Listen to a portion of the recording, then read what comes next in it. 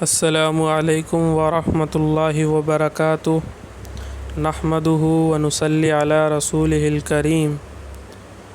یہ دیکھ لیجئے، یہی میں پڑھتا ہوں نحمدہ۔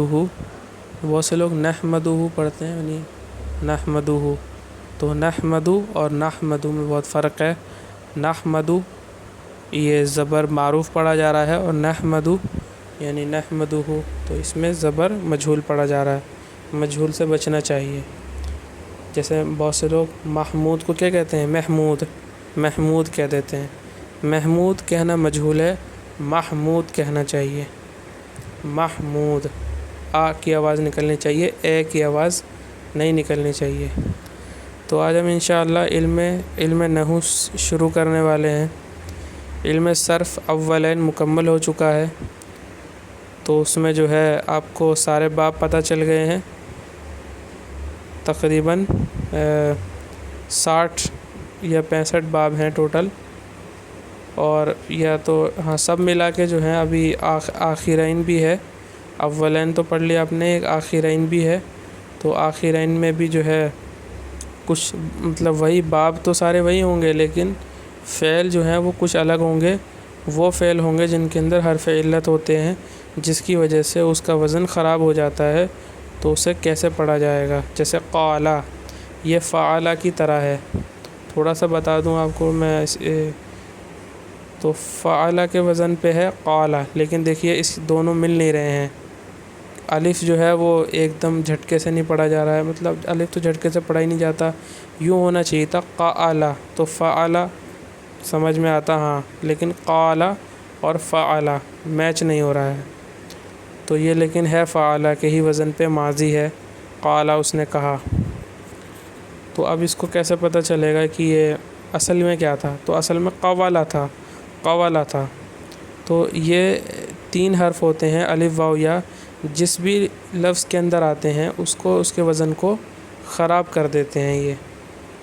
تو ان کے قاعدے ہوتے ہیں کہ ان کو کیسے سمجھا جائے کہ یہ کہاں پہ کیا بنے گا، کہاں پہ کیا ہوگا، اور یہ کس سے بدلا ہے، اور اس کو کیسے صحیح سے پڑھا جائے گا۔ تو آخرین میں پڑھیں گے آپ، تھوڑے سے قواعد ہیں اس کے بعد آپ کی صرف مکمل ہو جائے گی، اور نحو تو آج انشاءاللہ الحمدللہ شروع ہو ہی رہی ہے آپ کی۔ تو یہی 2 چیز مین ہوتی ہیں عربی کے اندر، گرامر میں، علم صرف اور علم نحو۔ نحو بھی کہتے ہیں اور نحو بھی کہتے ہیں، نحون اور نحو دونوں طریقے سے کہتے ہیں۔ علم نحو پڑھ رہے ہیں تو آج ہم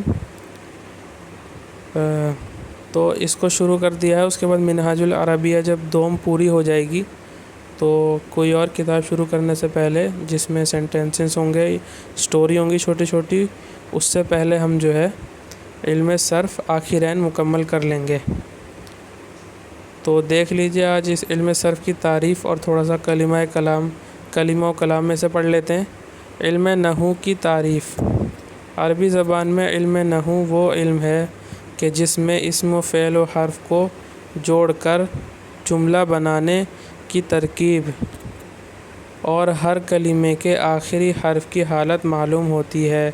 دیکھیے جیسے نحمدہ میں دال پہ کیا حرکت ہے، نصلی میں یا پہ کیا حرکت ہے، نسلم میں میم پہ کیا حرکت ہے، اعلیٰ میں یا پہ کیا حرکت ہے، رسول میں لام پہ کیا حرکت ہے، الکریم میں میم پہ کیا حرکت ہے۔ تو آخری حرف پر جو حرکت ہوگی وہ کیوں آ رہی ہے، وہ ہمیں علم نحو بتائے گا کہ یہ حرکت کیوں آ رہی ہے، اور یہ جب حرکت آ رہی ہے زیر ہوگی تو اسے یہ کیا بنے گا، اس کا ترجمہ کیسے ہوگا، پیش ہوگی تو اس لفظ کا ترجمہ کیسے ہوگا، زبر ہوگی وہ حرکت تو اس لفظ کا ترجمہ کیسے ہوگا۔ سینٹنس میں کیا بنے گا، سبجیکٹ بنے گا، آبجیکٹ بنے گا، پریڈیکیٹ بنے گا، یا پھر پریپوزیشن کے بعد آنے والا بنے گا، کیا بنے گا۔ تو اس کا تعلق جو ہے علم نحو سے ہے۔ علم صرف میں بس لفظ کی غلطی صحیح ہوتی ہے، جیسے ایک لفظ ہے مقدمن اور ایک ہے مقدمن، تو اس میں غلطی نہ ہو اس لیے علم صرف ہے، اور آخر حرف پہ کیا حرکت پڑھنی اس میں غلطی نہ ہو، اس کے لیے علم نحو ہے۔ فائدہ اس علم کا یہ ہے، یعنی اس علم کا فائدہ یہ ہے کہ انسان عربی زبان بولنے اور لکھنے میں ہر قسم کی غلطی سے محفوظ رہے۔ مثلا زید دار دخل فی، یہ 4 کلمے ہیں۔ اب ان چاروں کو ملا کر ایک جملہ بنانا اور اس کو صحیح طور پر ادا کرنا یہ علم نحو سے سیکھتے ہیں۔ یعنی اب اس کو ترکیب میں کیسے لائیں گے، یعنی پہلے کیا آئے گا، تو اس سے مطلب یہ 4 چیزیں دے رکھی ہیں۔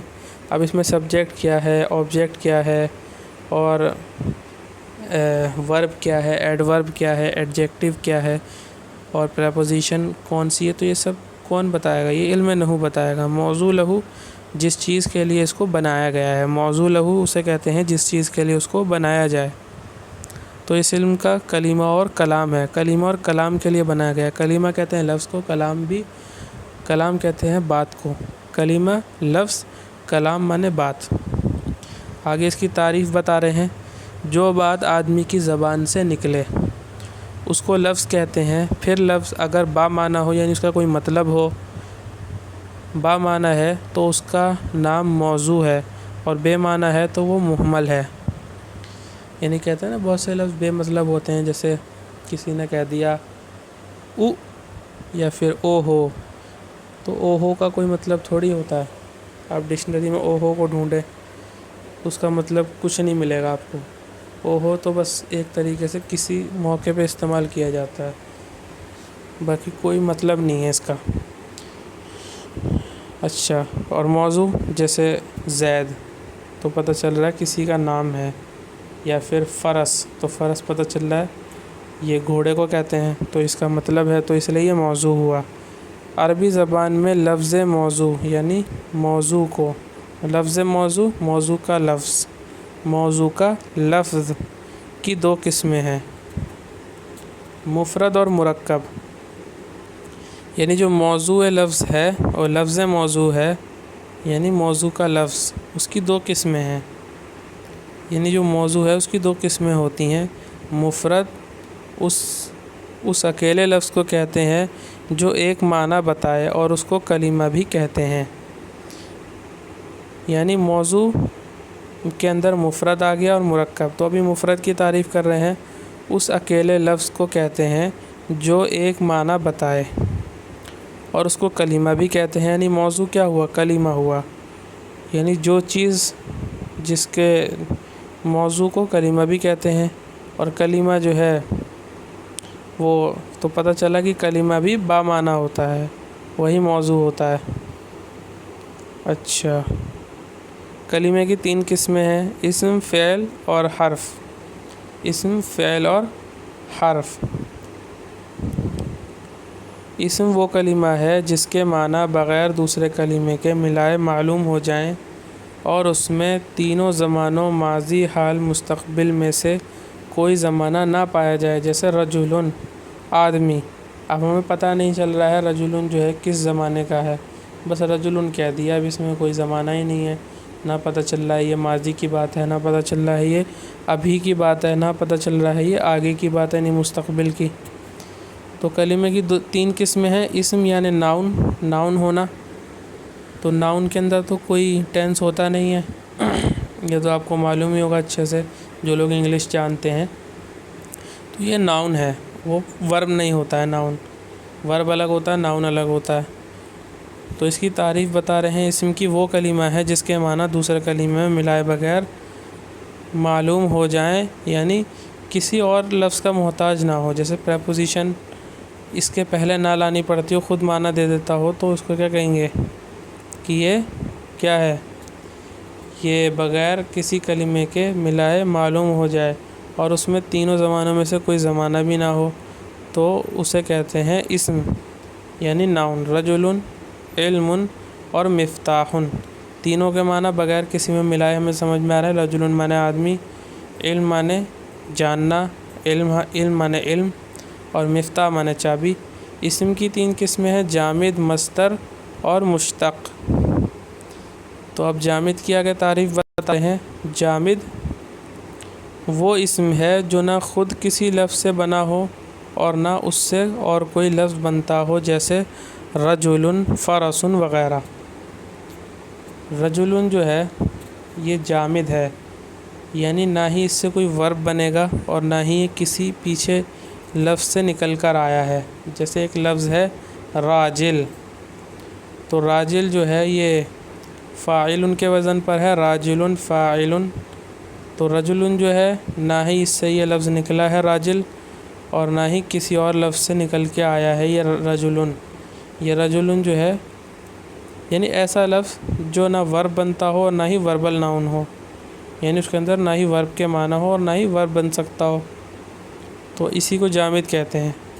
یعنی جو خود کسی سے نہ بنا ہو اور نہ ہی اس سے کوئی بنتا ہو.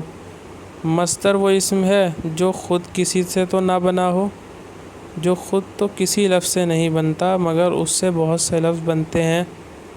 جیسے نصر، نصر سے نصارہ بنا، ینصر بنا، ناصر بنا، منصور بنا، منصر بنا، منصر بنا. تو اس سے بہت سارے بن گئے. انصر بن گیا، نصرا بن گیا. تو کتنے سارے اس سے لفظ بن گئے صرف ایک نصر سے. تو وربل ناؤن کہتے ہیں مصدر کو وربل ناؤن کہتے ہیں. اور یہ خود تو کسی سے نہیں بنتا لیکن اس سے بہت سارے لفظ بنتے ہیں. یہ تعریف آگے آپ کے کام آئے گی، یاد کر لیجیے گا اسے. مشتق وہ اسم ہے جو مصدر سے بنا ہو، جیسے ضربن سے ضاربن. ضاربن کیا ہے؟ مشتق ہے، کسی سے نکل کے آیا. کس سے؟ ضربن سے نکل کے آیا. ضاربن مضروبن بھی نکل کے آیا ہے، اضربو بھی نکل کے آیا ہے. ٹھیک ہے، تو یہ سارے کیا ہیں؟ مصدر سے نکل کے آتے ہیں، تو سب مشتق ہیں. ضربا بھی ضربن سے نکلا ہے، یضربو بھی ضربن سے نکلا ہے. تو یہ سب کیا ہیں؟ یہ سب مشتق ہیں جو مصدر سے بنے ہیں. تو جو مطلب کسی سے بنے ہوں اور ان سے کوئی لفظ نہ بنتا ہو تو اسے کہتے ہیں مشتق. فعل وہ کلمہ ہے جس کے معنی دوسرے کلمے کے ملائے بغیر معلوم ہو جائیں اور اس میں کوئی زمانہ بھی پایا جائے. یعنی اس میں کوئی زمانہ بھی ہو، ٹینس بھی ہو. فعل مانے ورب، تو اس میں کوئی زمانہ بھی ہو. جیسے نصر ینصر، ضرب یضرب. فعل کی 4 قسمیں ہیں، ماضی، مضارع، امر نہیں. ان کی تعریفیں علم الصرف میں بیان ہو چکی. علم الصرف بھی انہی کا کتاب چاہے مولانا مشتاق صاحب رحمہ اللہ کا، بڑا بہترین ہے. اگر آپ نے پڑھا ہو تو آپ کو معلوم ہوگا. اللہ ان کو جزائے خیر دے، ان کی قبر کو نور سے منور فرمائے، آمین. 4 قسمیں، ماضی بھی آپ پڑھ چکے ہیں اگر آپ نے علم صرف پڑھا ہو. مضارع بھی ہے، اس میں کور ہو گیا ہے. امر بھی اور نہیں بھی. تو یہ سب فعل کی قسمیں ہیں. یعنی یہ کس کی؟ پاسٹ کی مثال ہے، اور اس میں فیوچر اور پریزنٹ دونوں آ جاتے ہیں. اور یہ امپیریٹیو ہے اور یہ نیگیٹو امپیریٹیو ہے. تو یہ 4 قسمیں ہیں. حرف وہ کلمہ ہے جس کے معنی دوسرے کلمے کے ملائے بغیر معلوم نہ ہو. جیسے من، فی. اب من کے معنی سے ہوتے ہیں، فی کے معنی میں. تو اب میں اور سے اب کسی سے بولیں، دن بھر بولتے ہیں نا، وہ سمجھے گا ہی نہیں کہ من مطلب سے کیا مطلب سے. اگر آپ آگے لفظ آئیں گے جیسے گھر سے، اب سمجھ جائے گا ہاں گھر سے یعنی کوئی بات ہے گھر سے. جیسے آپ نے کسی سے پوچھا کہاں سے آ رہے ہو، تو اس نے کہا سے. اب آپ نے سمجھا، جب وہ کہا گھر سے، تب وہ سمجھے گا کہ ہاں گھر سے آ رہا ہے.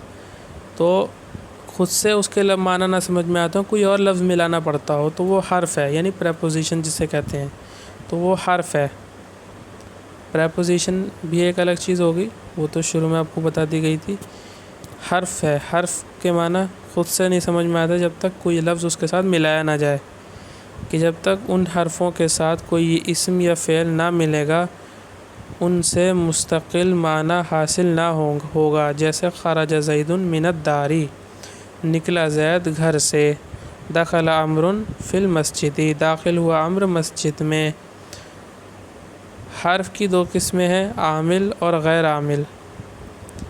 حرف عمل بھی کرتا ہے، یعنی کسی کو زیر دیتا ہے، کسی کو کچھ دیتا ہے، تو یہ عمل کر رہا ہے. یعنی کسی جو اس کے بعد لفظ آ رہا ہے اس کو بدلتا ہے، تو بدلنے والے کو عامل کہتے ہیں، اور جو نہیں بدلتا اسے غیر عامل کہتے ہیں. بس یہیں تک رہنے دیتے ہیں، کل مرکب پڑھیں گے انشاءاللہ. اس کو اگر ایک باری میں نہ سمجھ میں آئے 2 باری سنیں، اور نہ سمجھ میں آئے پوچھیں، ضرور پوچھیں. اور اصل میں یہ کتاب جو ہے جب میں سناتا تھا تب میں اسے یاد کر کے ایک دن 1 صفحہ 2 صفحہ جتنے یاد ہوتے تھے منہ زبانی سنایا کرتا تھا اپنے ٹیچر کو. تو آپ بھی ایسے ہی کریں, اسے یاد کر کے رکھیں اچھے سے, 3-4 بار 10 بار پڑھیں. اس کا لنک میں آپ کو پہلے جب یہ ویڈیو اپلوڈ کروں گا اس کے ڈسکرپشن میں ڈال دوں گا, وہاں سے آپ اسے خود پڑھا کیجئے. مطلب آپ اسے پڑھنا, ضرور پڑھنا اور اس سے یاد کرنا کلمہ و کلام کی بحث کو. وآخر دعوانا ان الحمد للہ رب العالمین.